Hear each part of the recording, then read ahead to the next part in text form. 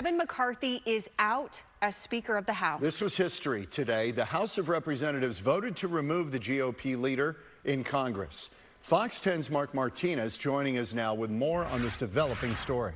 Yeah, John and Ellen, to put this in perspective, a vote to remove a Speaker of the House has not taken place in over 100 years, and it is the first time ever in American history that a House Speaker has actually been removed. The office of Speaker of the House of the United States House of Representatives is hereby declared vacant. In a Republican rumble on Capitol Hill between a far-right Florida congressman and the House leader of the GOP, Congressman Matt Gaetz successfully led the effort to strip Speaker Kevin McCarthy of his gavel. Kevin McCarthy is chaos.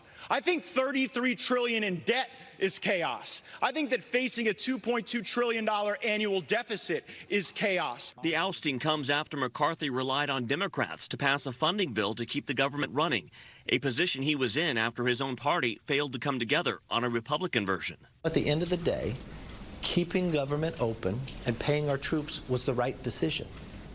I stand by that decision. And at the end of the day, if I have to lose my job over it, so be it. House Democrats were strongly encouraged to vote against McCarthy. The Republicans are in the middle of a civil war that is causing chaos, dysfunction, and extremism.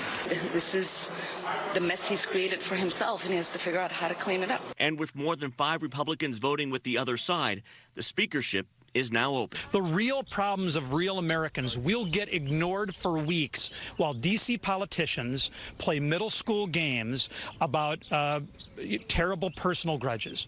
Matt Gaetz needs to quit being a chaos agent. And in all, a total of 8 Republicans voted with all Democrats in the House to remove McCarthy as Speaker, including Arizona Representatives Andy Biggs and Eli Crane.